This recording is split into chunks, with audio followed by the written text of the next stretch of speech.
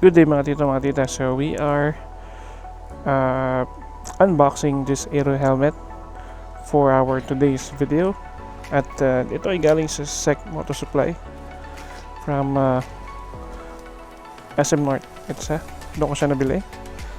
At kasabay nito ay may namili rin ako ng gloves same time.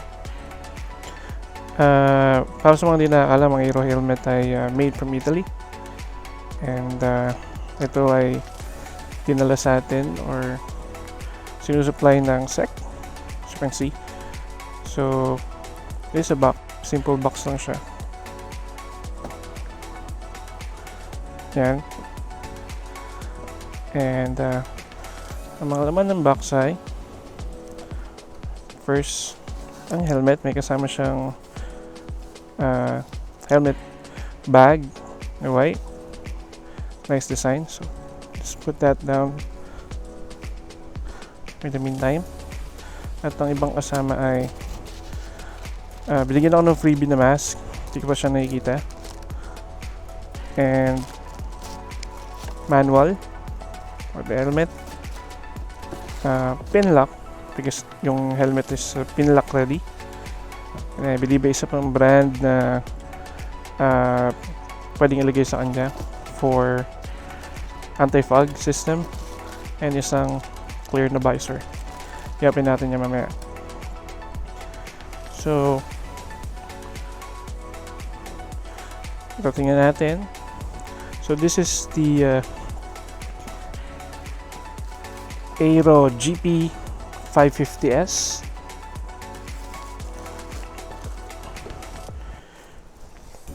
Here's the model. Ito yung model niya.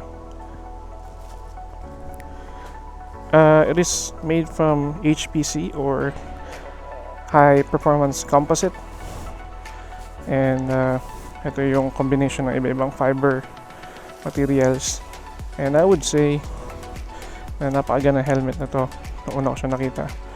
So here is your helmet. So I chose red, glossy red. And these are all the certification ICC, and then my size is XL. Then meron siyang QR code ng SEC. I believe there are things na pwede mo makuha when you scan the QR code. Medyo off lang kasi natakpan ng ICC yung Aero logo, but that's fine. I'll take it. And for the weight itself, it's just about 1.4 kilo or 1,430 grams lang, plus or minus 50 grams. Depende syempre sa laman ng helmet, yung mga nakakabit. But that's very light para sa hindi carbon helmet. So I'm wearing a carbon helmet right now, and parang mas magaan pa siya compared dito sa suit ko na carbon helmet ng Spider. And yeah, I got it for 18,900. And yan, hindi ko pa siya actually tanggal yung plastic ng visor. I'll do it later. So it's a glossy red one. Ang features ay meron siyang emergency pull tab just in case, no? Kung saan na magamit. It's also using a D-ring. It's probably a more secure type lock versus dun sa D-snap. Pero mas matagal lang siya. Mas matagal lang siya lock. Kaya ba't yun curtain? Kinabit na siya ni ate dun sa SEC Moto Supply. And the materials sa loob ay hindi siya leather kagaya nung HGB ko na may soft leather sa paligid, but this is soft foam din. Probably mesh ang ginamit na materials dito. And the thing about this is wala siyang uh, pwesto for intercom kasi this is a racing helmet. So I believe hindi nila masyado ina-advise na magkabit ng kung ano-ano. But yeah, you can still put one. Kakasya din naman dito sa gilid na to kung lalagay ka ng intercom clip, or just do the intercom clip na di 3M kung mahirapan kang i-screw dito yung isang or yung pinaka intercom clip mo. And then I believe you have 8 vents para dito. Meron ka sa kilay part kung gusto mo yung mukha mo lang yung papasukan ng hangin. Meron ka din sa top part ng ulo mo, and yan, di ganyan lang siya. Actually, napakadali niyang i-clip or i-on off yung vents. And then meron ka din dito sa may chin dito sa loob.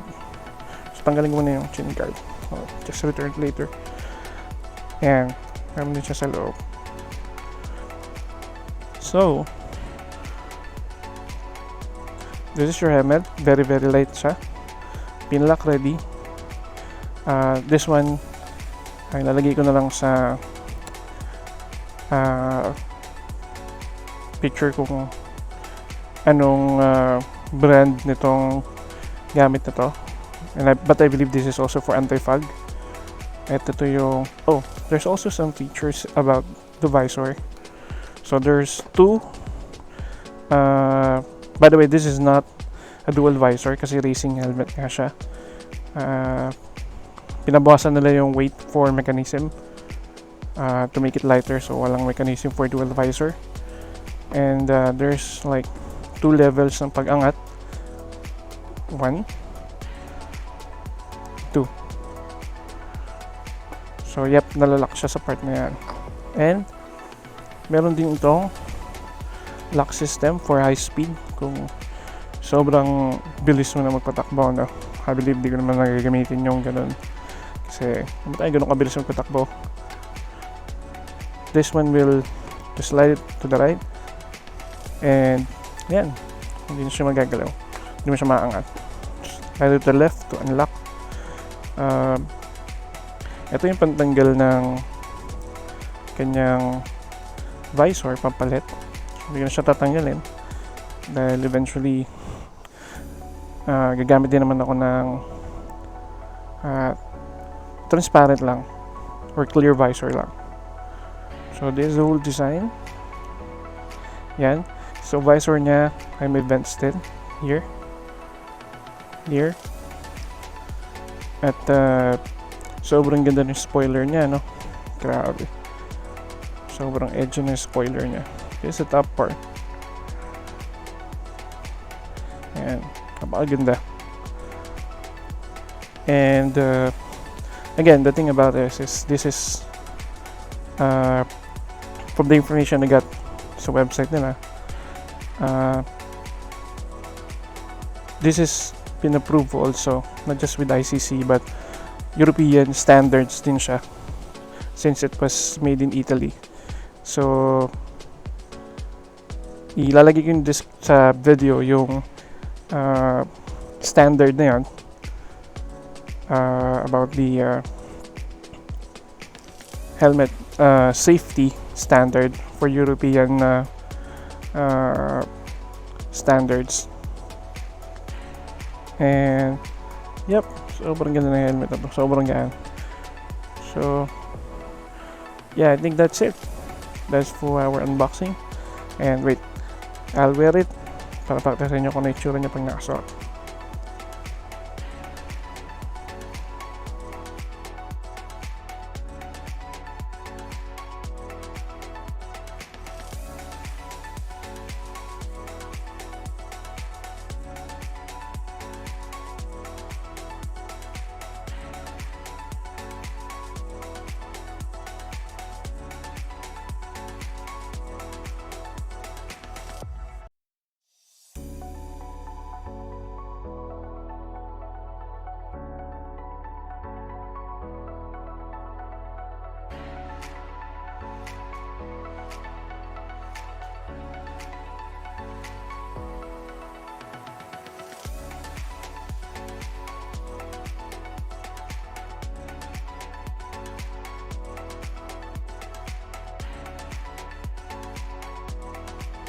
So that's it for unboxing, and well, soon magbibigay ako ng review sa helmet na to.